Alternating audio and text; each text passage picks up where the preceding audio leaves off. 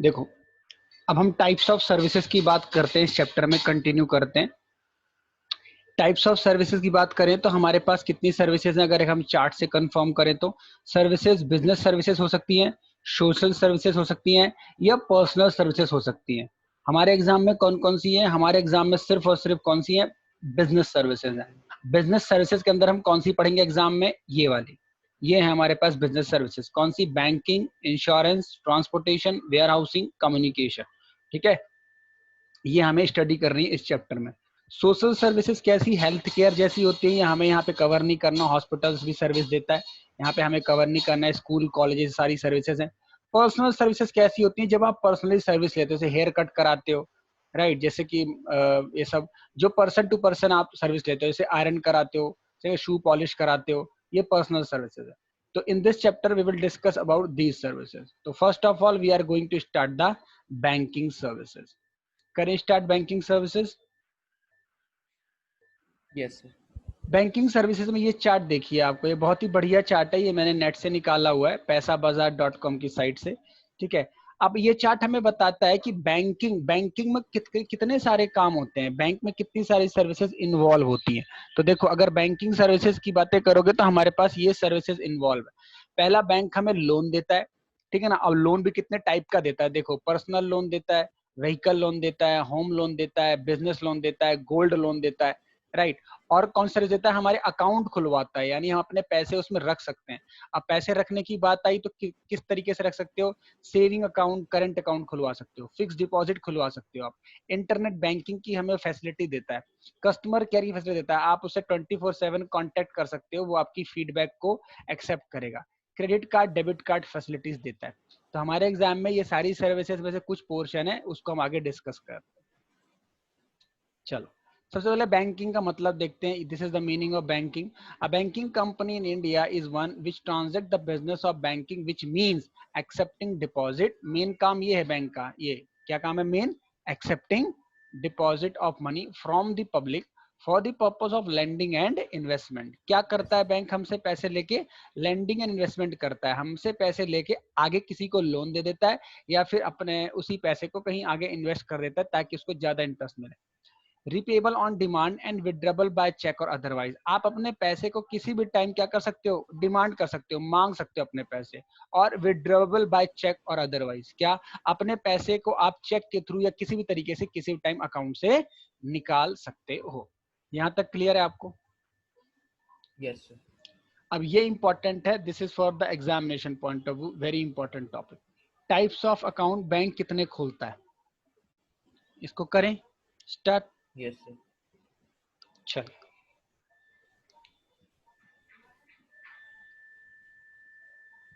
अब हम लोग समझते हैं कि अगर मैं बैंक के पास जाता हूं तो बैंक कितने अकाउंट खोलता है, राइट। बैंक हमारे पास कितने अकाउंट ओपन करने की फैसिलिटी देता है। तो here we are discussing some kinds of types of bank account can be open. First of all है जो नॉर्मली सबको पता है और मोस्टली अकाउंट ओपन कराते हैं, that is saving account. Saving account के क्या फीचर्स है? देखो, सेविंग अकाउंट अगर आप ओपन कराते हो तो बैंक आपको नॉर्मल इंटरेस्ट पे करता है, मतलब आपके पैसे पे वो आपको ब्याज देता है। कितना इंटरेस्ट होता है वो डिपेंड करता है मार्केट में एवरेज रेट क्या चल रहा है, जो भी आरबीआई प्रिस्क्राइब करता है। आरबीआई क्या है? बैंक कोई governing body.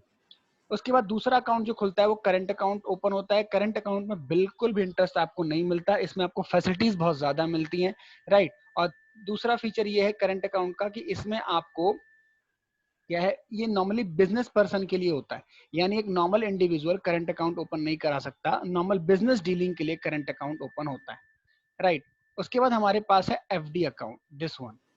FD account, FD क्या है? Fix deposit. फिक्स डिपॉजिट का मतलब होता है आप एक तरीके से अपनी सेविंग कर रहे हो for the long term purpose, आपको इन बिटवीन विड्रॉवल करने का कोई मूड नहीं है, तो आप एफडी करा लेते हो। एफडी लोग पर्टिकुलरली कराते हैं मिनिमम 6 मंथ की, उसके बाद आप जितना भी टाइम ले सकते हो, 6 मंथ, 1 ईयर, 2 ईयर, 5 ईयर। इसमें सबसे ज्यादा इंटरेस्ट मिलता है फिक्स डिपॉजिट पे, सबसे ज्यादा इंटरेस्ट किस पे मिलता है? Fix deposit compare to the saving account. एक हमारे पास होता है recurring deposit account, recurring deposit, RD बोलते हैं शॉर्ट में। ये रिकरिंग डिपॉजिट क्या होता है? रिकरिंग का मतलब होता है ये एफडी की तरह ही है, बट आप इसमें क्या कर रहे हो, रिकरिंग डिपॉजिट कर रहे हो, थोड़ा थोड़ा पैसा डिपॉजिट कर रहे हो और फिर आप एक साथ उसको विड्रॉवल कर लोगे। ये सेविंग नहीं है। सेविंग में तो आप दोनों कर रहे हो, मतलब डिपॉजिट विड्रॉवल कर रहे हो अपने माइंड के हिसाब से, अपने जरूरत के हिसाब से। बट रिकरिंग डिपॉजिट में क्या कर रहे हो आप, रिकरिंग डिपॉजिट में आप सिर्फ डिपॉजिट कर रहे हो एफडी की तरह, लेकिन आप उसको पार्ट टाइम मतलब एक इंटरवल में करवा रहे हो, राइट। एक हमारे पास है multiple option deposit account. Multiple option में एक अकाउंट आपने ओपन करा लिया, उसी अकाउंट के थ्रू आप मल्टीपल उसमें बेनिफिट्स ले सकते हो, उसी के थ्रू आप कन्वर्ट करा सकते हो करंट में, उसी के थ्रू आप कन्वर्ट करा सकते हो उसको एफडी में। मतलब एक ऐसा अकाउंट जिसमें मल्टीपल सर्विसेज उसी में आपको मिल जाएगी, आपको दूसरा अकाउंट अलग से नहीं खोलना पड़ेगा। That is multiple option account. तो these are the types of bank account to be open in a bank. ये सर्विसेज हमें बैंक देता है। हम सेविंग अकाउंट खुलवा सकते हैं, करंट अकाउंट खुलवा सकते हैं, रिकरिंग डिपॉजिट खुलवा सकते हैं, एफडी करा सकते हैं, और एक ही अकाउंट में मल्टीपल ऑप्शन चूज कर सकते हैं, राइट। Yes sir. बताओ, आ गया समझ में आपको? Yes sir. कोई प्रॉब्लम यहाँ तक?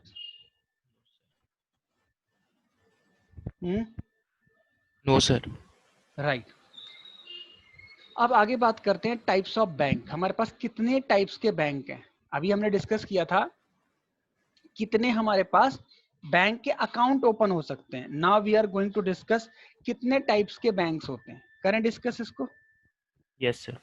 चल, अब हम लोग समझते हैं कि टाइप्स ऑफ बैंक कितने होते हैं, कितने एक इकोनॉमी के अंदर कितने टाइप्स के बैंक वर्क कर रहे हैं, राइट। तो इस चार्ट की हेल्प से हम कोशिश करते हैं समझने की।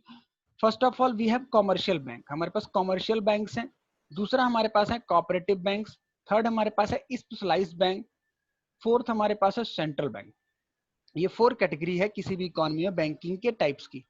कॉमर्शियल बैंक क्या होते हैं? कॉमर्शियल बैंक या तो पब्लिक सेक्टर के बैंक हैं या प्राइवेट सेक्टर के बैंक, राइट। कॉमर्शियल का मतलब है सिंपल, जो accepting deposit and lending money में काम करते हैं और जो नॉर्मल एक्टिविटी में most of the activities bank के करते हैं, राइट। अब बैंकिंग सेक्टर का बेस्ट एग्जांपल जैसे मैं बता दूं आपको, इलाहाबाद बैंक, इंडियन बैंक, समझ रहे हो, जो गवर्नमेंट सेक्टर के अंडर बैंक काम करता है, राइट। ये सारे हो गए Canara Bank, right, Punjab National Bank. These are the public sector bank जिसमें गवर्नमेंट का स्टेक है। प्राइवेट सेक्टर बैंक क्या है? ये भी कॉमर्शियल बैंक है। अब इसमें क्या है, प्राइवेट लोगों का पैसा लगा हुआ है, जैसे कि Axis Bank, HDFC Bank, ICIC Bank, right. समझ में आ रहा है आपको? तो ये कॉमर्शियल बैंक क्या हो गया, पब्लिक सेक्टर या प्राइवेट सेक्टर। कॉमर्शियल। अब सेकंड देखते हैं हम लोग कोऑपरेटिव बैंक। कोऑपरेटिव बैंक भी बैंकिंग की तरह ही काम कर रहे हैं, बट इनकी जो ऑपरेशन है, इनका जो फाउंडेशन है, वो किस तरीके से हुआ है, कोऑपरेटिव तरीके से हुआ है। सपोज 2 स्टेट गवर्नमेंट ने मिलकर खोला, या 2 ऑलरेडी वर्किंग बैंक्स ने मिलकर कोऑपरेटिवली एक बैंक खोल लिया और वो एक्टिविटी कर रहे हैं। जैसे कि इसके एग्जांपल है Punjab and Maharashtra cooperative bank, right. ऐसे बहुत सारे बैंकिंग बिजनेसेस है जिसको 2 स्टेट गवर्नमेंट चला रही है। These are cooperative banks. अब होता है स्पेशलाइज्ड बैंक। स्पेशलाइज्ड बैंक का मतलब होता है वो बैंक जो सारी एक्टिविटी नहीं कर सकते, उनका नेचर क्या है, स्पेशलाइज्ड है। जैसे कि मैं बात करूं जो फार्मर्स के लिए काम करते हैं, राइट। जैसे मैं बात करूं जो रूरल सेक्टर में काम करते हैं, राइट। तीसरा मैं बात करूं जो सिर्फ लैंडिंग का काम करते हैं, समझ रहे हो, स्पेशलाइज्ड है, उनका नेचर ऑफ वर्क है, स्पेशलाइज्ड है। All those activities could not be taken place. यहाँ पे सारे काम नहीं होते जो अदर बैंक्स में होते हैं, राइट। एक हमारे पास है सेंट्रल बैंक। सेंट्रल बैंक क्या होता है, apex bank, governing bank body. तो इंडिया में सेंट्रल बैंक क्या है, RBI, reserve bank of India is the central bank of economy, right. तो these are the types of bank. ये हमारे इंडियन इकोनॉमी में टाइप्स ऑफ बैंक है। First of all commercial bank है, ये या तो पब्लिक हो सकते हैं, प्राइवेट हो सकते हैं। उसके बाद कोऑपरेटिव बैंक्स हैं, स्पेशलाइज्ड बैंक हैं, और सेंट्रल बैंक्स, राइट। तो this is the yes sir. Discussion of types of bank. अब यहां तक कोई डाउट है तो आप पूछ लो। No sir. अब हम डिस्कस करते हैं बैंकिंग सर्विसेज। एक बैंक के अंदर सर्विसेज कौन कौन सी होती है, बैंक हमें कौन कौन सी सर्विसेज देता है, राइट। तो देखो, सबसे पहले बैंक सर्विस देता है बैंक ड्राफ्ट की। बैंक ड्राफ्ट का मतलब क्या होता है, सपोज आपको किसी को पेमेंट करनी है और आपका अकाउंट फैसिलिटी नहीं है, मतलब आपका अकाउंट नहीं है, तो भी आप उसके अकाउंट में पैसे डालना चाहते हो। सपोज जैसे कि आप किसी यूनिवर्सिटी का फॉर्म भर रहे हो, यूनिवर्सिटी की फीस जमा करानी है, स्कूल की फीस जमा करानी है, तो चेक वगैरह तो लोग देते ही हैं। लेकिन बैंक ड्राफ्ट क्या होता है कि आप अकाउंट ना होने पर भी आप कैश काउंटर में जाके उनको रुपए जमा करा के उनसे एक डॉक्यूमेंट ले लोगे, वो डॉक्यूमेंट को बोलते हैं बैंक ड्राफ्ट। फिर वो इंस्टीट्यूशन जिसके लिए आप फीस पेमेंट कर रहे हो उनको अगर दोगे तो उनके अकाउंट में वो पैसे क्रेडिट हो जाएंगे, this is facility of bank draft. Clear. उसके बाद हमारे पास है बैंकर्स चेक। चेक फैसिलिटी बहुत ही ज्यादा यूज होने वाली सर्विसेज है। जैसे चेक सभी लोग देते हैं, राइट। अब जैसे मुझे आपको पेमेंट करनी है तो आप मुझे अपना चेक काट के दे दो अपने बैंक का, मैं अपने बैंक में जमा करा दूंगा तो मेरे अकाउंट में पैसे आ जाएंगे। तो चेक के कई टाइप्स होते हैं, यहाँ हमें डिस्कस नहीं करना। क्रॉस चेक होता है, सिंपल चेक होता है, राइट। बहुत सारी टाइप्स ऑफ क्रॉसिंग होती है बैंक्स में। सिंपल आप समझिए एक बैंक से दूसरे बैंक में पैसा देने का तरीका बैंकर्स चेक। उसके बाद ये तो थर्ड और फोर्थ है। थर्ड और फोर्थ क्या हमारे पास ऑनलाइन पेमेंट करने के तरीके हैं। ऑनलाइन पेमेंट करने के क्या तरीके हैं, ये है एक आरटीजीएस और एक नेफ्ट। क्या है हमारे पास, आरटीजीएस और नेफ्ट। आरटीजीएस और निफ्ट। अब इसमें एक नई चीज आ चुकी है जो मेरे नोट्स में नहीं है, आपकी बुक में होगी, नहीं तो आप लिख लो। अब आईएमपीएस आ चुका है। क्या आ चुका है, आईएमपीएस, इमीडिएट पेमेंट सिस्टम। पहले ये दोनों पॉपुलर थे, आरटीजीएस और नेफ्ट। आरटीजीएस में क्या होता था, रियल टाइम ग्रॉस सेटलमेंट। और नेफ्ट, आरटीजीएस का क्या होता था कि एक लिमिट होती थी, आप लिमिट से ज्यादा पे कर सकते हो। जैसे कि 2 लाख रुपए से ज्यादा आपको पेमेंट करने हैं तो आपको आरटीजीएस करना है। नेफ्ट का क्या है, 2 लाख से कम का अमाउंट ही आप कर सकते हो, ज्यादा अमाउंट नहीं कर सकते आप। यानी 2 लाख रुपए तक करना है तो नेफ्ट, उसके ऊपर करना है तो आरटीजीएस। क्लियर। ये दोनों ही फंड ट्रांसफर करने की बैंकिंग फैसिलिटीज हैं। आप किसी अकाउंट में पैसे डलवा सकते हो बाय यूजिंग आरटीजीएस और नेफ्ट। बट इन दोनों से ज्यादा पॉपुलर अब क्या हो गया है, आईएमपीएस। आईएमपीएस क्या है, इमीडिएट पेमेंट सिस्टम। आप एक अकाउंट से दूसरे अकाउंट में तुरंत पैसे ट्रांसफर कर सकते हो और उसमें चार्ज भी नहीं है। हालांकि आरटीजीएस और नेफ्ट में पहले बैंक चार्जेस लेते थे, मतलब कुछ कमीशन लेते थे। अब आरबीआई ने इस पे चार्ज लेने को मना कर दिया। क्लियर। आगे तो पढ़े। एक है कैश क्रेडिट। ये फैसिलिटी क्या है, कैश क्रेडिट का मतलब सिंपल है उधार देना, राइट। उधार किसी को देना। अब बैंक लोन भी तो देता है ना हमको, बैंक हमको लोन देता है, तो उसी लोन की सर्विसेज को यहाँ पे पॉइंट बनाया गया है, cash credit. The service which bank give amount of fund to general public, that facility is called cash credit. अब एक बैंक ओवरड्राफ्ट फैसिलिटी है। बैंक ओवरड्राफ्ट फैसिलिटी आप पहले ध्यान से समझो, ये सिर्फ मिलती है किसको, करंट अकाउंट वालों को। अभी मैंने आपको टाइप्स ऑफ अकाउंट पढ़ाया था, तो अगर आपका कौन सा अकाउंट है, करंट अकाउंट, तो आप अपने बैंक से, आपके अगर अकाउंट में नहीं भी हैं तो जो भी बैंक आपको लिमिट देगा, हर पर्सन को लिमिट मिलती है विड्रॉवल करने की, even if the bank account, even if you have do not have sufficient balance, तो उस सर्विसेज को हम क्या बोल रहे हैं, बैंक ओवरड्राफ्ट बोल रहे हैं। सपोज करो कि मेरे अकाउंट में 10,000 रुपए हैं, बट मुझे किसी को इंस्टेंट पेमेंट करनी है 20,000 रुपए, तो मैं इस बैंक ओवरड्राफ्ट का फैसिलिटी का यूज कर सकता हूँ। Next service is E banking. E banking का मतलब इलेक्ट्रॉनिक बैंकिंग। अब इलेक्ट्रॉनिक बैंकिंग क्या है, आपको बैंक जाने की जरूरत नहीं है, आप ऑनलाइन फंड ट्रांसफर कर सकते हो, आप ऑनलाइन अकाउंट खोल सकते हो, आप ऑनलाइन अपने अकाउंट को चेंज कर सकते हो, आप अपने ऑनलाइन बैंकिंग से किसी भी पर्सन को डोनेट कर सकते हो या इंस्टीट्यूशन को डोनेट कर सकते हो। यानी मोबाइल बैंकिंग या कंप्यूटर के थ्रू अगर हम बैंक करते हैं तो उसे हम क्या बोलते हैं, ई बैंकिंग। ये बहुत ज्यादा पॉपुलर है जब से डिजिटल पेमेंट का स्कोप हुआ और जब से नोटबंदी हुई है तो ई बैंकिंग का बहुत ज्यादा स्कोप बढ़ गया है। चलें आगे चलें अब। और सर आपको फीस पेमेंट कैसे करनी है, आपके पास पेटीएम तो होगा। लो। अब हमारे पास टॉपिक आ गया types of digital payments. Type of digital payment यानी डिजिटली मतलब इलेक्ट्रॉनिकली ही आ गया। डिजिटल पेमेंट के क्या क्या तरीके आ चुके हैं, कितने तरीके से आप डिजिटली पेमेंट कर सकते हो। तो पहला हमारे पास है electronic fund system. Electronic fund system क्या है, ऑनलाइन पेमेंट सिस्टम, जो मैंने अभी आपको पढ़ाया था। नेफ्ट कर सकते हो, आरटीजीएस कर सकते हो, आईएमपीएस कर सकते हो। यानी आपको उसके अकाउंट की कुछ डिटेल करके आप उसके अकाउंट में पैसे ट्रांसफर इलेक्ट्रॉनिकली कर सकते हो। दूसरा क्या करते हैं हम लोग, क्रेडिट कार्ड डेबिट कार्ड से हम पेमेंट करते हैं। जैसे मुझे शॉपिंग करनी है तो मैं क्रेडिट कार्ड डेबिट कार्ड से कर सकता हूँ, या मुझे कोई फीस भरनी है तो मैं क्रेडिट कार्ड के 14 नंबर डिजिट और सीवीवी डाल के पेमेंट कर सकता हूँ। इवन जो पेटीएम में लोग पैसे ऐड करते हैं वो भी क्रेडिट कार्ड डेबिट कार्ड से ही होता है। ये भी डिजिटल पेमेंट ही एक तरीके से। डिजिटल कैश क्या होता है, जो आजकल पॉपुलर हो रखे हैं। डिजिटल कैश क्या है, जैसे कि आजकल हम लोग डिजिटली कैश पेमेंट करते हैं, जैसे कि एयरटेल की पेमेंट हो गई, समझ रहे हो, गूगल पे की पेमेंट हो गई। यानी डिजिटली आप अकाउंट खुलवा रहे हो और फिर उसमें से कैश रिसीव या पेमेंट कर रहे हो। एक है आधार इनेबल्ड पेमेंट सिस्टम, जिसमें क्या है, आधार नंबर आपसे मांगता है। अगर आपके पास आधार नंबर वेरीफाइड है तभी सिस्टम को आप यूज कर सकते हो, वरना आप इसको यूज नहीं कर सकते। नेक्स्ट हमारे पास मोबाइल वॉलेट है, जो कि बहुत ज्यादा पॉपुलर हुआ है जब से नोटबंदी हुई है। नोटबंदी के होने के बाद पेटीएम का यूज, मोबाइल विकी का यूज, गूगल पे का यूज, समझ रहे हो, ये सारी फोन पे का यूज, तो ये मोबाइल वॉलेट्स कहलाते हैं। मोबाइल वॉलेट का मतलब आप पेटीएम में ही पैसे रख सकते हो, आपके अकाउंट में पैसे नहीं है। जैसे आपने मुझे पेमेंट करी तो आप मुझे पेटीएम में दोगे, राइट। अब पेटीएम में देने का मतलब क्या है, मेरे पेटीएम वॉलेट में आ गया, राइट। लेकिन ऐसी भी फैसिलिटी होती है आप पेटीएम में देखना कि आप पेटीएम से मुझे यूपीआई कर सकते हो। एक यूपीआई होता है, यस यूनाइटेड पेमेंट इंटरफेस। अब यूपीआई करने से क्या होगा, मेरे अकाउंट में आ जाएगा, लेकिन आप यूज किसका कर रहे हो, मोबाइल वॉलेट का, ठीक है। एक होता है point of sale terminal, POS बोलते हैं। पीओएस तब होता है जब आप स्वैपिंग करते हो। सपोज करो आप शॉपिंग करने जाते हो और आपके पास डेबिट कार्ड है, क्रेडिट कार्ड है, तो आप उसकी डिटेल ना बता के उसको स्वैप कर लेते हो, और जो भी आपका पिन नंबर है 3 या 4 5 जितने डिजिट का बैंक अलाउ करता है, आप उसको एंटर करके अपनी पेमेंट्स कर सकते हो। तो these are the popular digital payment method. इस तरीके से हम डिजिटली पेमेंट करते हैं लोगों को। बताओ यहाँ तक कोई प्रॉब्लम, नो सर कोई इशू? नो सर चलें अगला टॉपिक डिस्कस करें। यस चलिए अब हम देखते हैं functions of commercial bank. Functions और काम क्या क्या करता है बैंक। अभी हमने देखा था क्या, पेमेंट के सिस्टम क्या क्या है, और हमने देखा था बैंक सर्विसेज कौन कौन सी देता है। अब हम ये पढ़ रहे हैं कि बैंक काम क्या क्या करता है। तो बहुत सिंपल सा है, पैसे लेता है, एक्सेप्टेंस, और पैसे देता है। समझ रहे हो, acceptance of deposit and lending of funds, ये दो आराम से समझ में आ गए। पहला लोगों के पैसे को लेता है, उस पर इंटरेस्ट देता है। लोगों के पैसे को किसी और को देता है, उनसे इंटरेस्ट लेता है। रेमिटेंस ऑफ फंड का मतलब है आपके बिहाफ में पेमेंट कर सकता है बैंक, जैसे आपकी स्कूल की फीस जमा करा सकता है, आपकी एलआईसी की फीस जमा करा सकता है। आप उसको बस बता दो, वो आपके मंथली अकाउंट से डायरेक्ट करके दूसरे अकाउंट में ट्रांसफर कर देगा। रेमिटेंस ऑफ फंड्स कर सकता है। चेक फैसिलिटी आपको देता है, आप अपने अकाउंट से किसी दूसरे अकाउंट में पेमेंट कर सकते हो, आपको बैंक जाने की जरूरत नहीं है।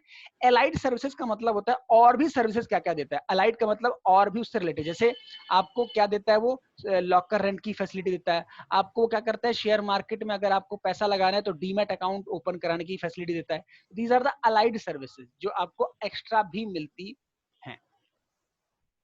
बताओ यहाँ तक मतलब है benefits of e banking. E banking का मतलब मैंने आपको बताया, इलेक्ट्रॉनिक बैंकिंग जो आपको बैंक फैसिलिटी दे रहा है। मतलब आप मोबाइल से ही फंड ट्रांसफर कर सकते हो, कंप्यूटर में बैठ के अकाउंट से दूसरे अकाउंट में पैसे जमा करा सकते हो, ठीक है ना। तो ये क्या है, बेनिफिट्स ऑफ ई बैंकिंग। अब बेनिफिट्स ऑफ ई बैंकिंग दोनों का फायदा हुआ है, बैंक्स को भी फायदा हुआ है ई बैंकिंग सर्विसेज देने से कस्टमर्स को, और कस्टमर को तो फायदा हुआ ही है। अब हम वन बाय वन पढ़ते हैं, पहले कस्टमर क्या बेनिफिट हुआ है और फिर हम पढ़ेंगे किसको फायदा हुआ, बैंक को। सबसे पहले कस्टमर को क्या फायदा है भाई, 24/7 सर्विस है। मैं रात के 2 बजे आपके अकाउंट में पैसे ट्रांसफर कर सकता हूँ, आप मुझे किसी भी टाइम पेमेंट कर सकते हो, इसमें कोई टाइम कांस्टेंट नहीं है। Customer can make transaction from office और हाउस और वाइल ट्रेवलिंग, किसी भी टाइम कर सकते हो। आप ट्रेवल कर रहे हो, आप मेट्रो बैठे हो, उसी टाइम मोबाइल खोल के आप पेमेंट कर सकते हो। There is a greater customer satisfaction through e-banking as it's offer unlimited access and greater security as they can avoid traveling with cash. अब आपको जरूरी नहीं है कि आप ट्रैवलिंग करने जा रहे हो तो आपको गड्डी रख के जाने की जरूरत है, आपको बहुत सारा कैश लेने की जरूरत है। अब सिंपल सी बात है, आप जैसे मुझे पेमेंट करनी है आपको फीस, जो थोड़ा ना आप मेरे पास आओ, आप मुझे कैश दो एंड ऑल, आप इलेक्ट्रॉनिक बैंकिंग से पेमेंट कर दो ना, आपको कैश चोरी होने की टेंशन, ना मुझे कैश चोरी होने का tension. Fourth point, it includes a sense of financial discipline by recording each and every transaction. ये क्या है, अब जो आप इलेक्ट्रॉनिक पेमेंट करते हो ना, उन सब का रिकॉर्ड बन जाता है। देखो कैश अगर आप मुझे पेमेंट करते हो तो शायद उसका रिकॉर्ड मेंटेन ना हो पाए, लेकिन जब आप मुझे ऑनलाइन पे करते हो तो आपके अकाउंट से पैसे डिडक्ट होते हैं, तो वो शो होता है आपकी बैंक की स्टेटमेंट में, ये रिकॉर्ड बन जाता है। कल के दिन मैं झूठ भी बोलूं तो आप बता सकते हो कि सर देखो मेरे अकाउंट से पैसे डिडक्ट हुए थे। क्लियर यहाँ तक? यस सर अब हम पढ़ते हैं बैंक्स को क्या बेनिफिट हुआ है। बैंक्स जो सर्विस दे रहा है ई बैंकिंग की, उनको क्या बेनिफिट हुआ है। तो e banking provide competitive advantage to the bank, add value to the banking relationship. Competitive advantage का मतलब हुआ है आप ज्यादा कॉम्पिटिटिव हो गए हो। जैसे मान लो कि एक्सिस बैंक की सर्विसेज और एचडीएफसी की, दोनों आपस में बेटर सर्विसेज देते हैं, दोनों एक दूसरे से कम्पीट करते हैं कि कौन ज्यादा अच्छी इलेक्ट्रॉनिक बैंकिंग सर्विस देगा। तो उससे कस्टमर का फायदा होता है और बैंक को भी आपस में क्या होता है, अपनी सर्विस को इंप्रूव करने में फायदा होता है। e-banking provides unlimited network to the bank and not limited to the number of branches। अब वैसे पहले क्या होता था, ब्रांचेस खोलनी पड़ती थी, जगह जगह ब्रांच खोलनी पड़ती थी, कहीं लोग आएंगे क्राउड हो जाएगा, अगर क्राउड बढ़ेगा दूसरी ब्रांच खोलनी पड़ती थी। अब ब्रांच का कोई मतलब ही नहीं है। अब कितने भी आप चाहे एक ब्रांच खोलो दिल्ली में, मत खोलो पूरी दिल्ली में, क्योंकि अब तो ब्रांच आने की जरूरत है ही नहीं। ठीक है, आप तो घर से मोबाइल से ट्रांसफर कर सकते हो, तो ये फायदा हुआ बैंक्स को। Any PC connected to the modem or telephone having internet connection can provide cash withdrawal needs to the customer। अब सिंपल सी बात है, क्या हो गया, जरूरी नहीं है आप बैंक की लाइन में लगो पैसे निकालने के लिए। समझ रहे हो, आप ऑनलाइन ट्रांसफर कर सकते हो, ये बैंक को फायदा हो गया। E banking lower the transaction cost, जब से ई बैंकिंग आया है तो ट्रांजेक्शन की कॉस्ट कम हो गई। पहले क्या था, ट्रांजेक्शन कॉस्ट बहुत ज्यादा थी। ट्रांजेक्शन कॉस्ट का मतलब है टाइम का खर्चा, ठीक है ना, सिक्योरिटी गार्ड लगाने का खर्चा, ब्रांच खोलने का खर्चा, ब्रांच में स्टाफ रखने का खर्चा। अब ई बैंकिंग से ये सारे खर्चे क्या हो गए, कम हो गए हैं। These are the benefits of e banking to the banks. बताओ, यहां तक कोई इशू?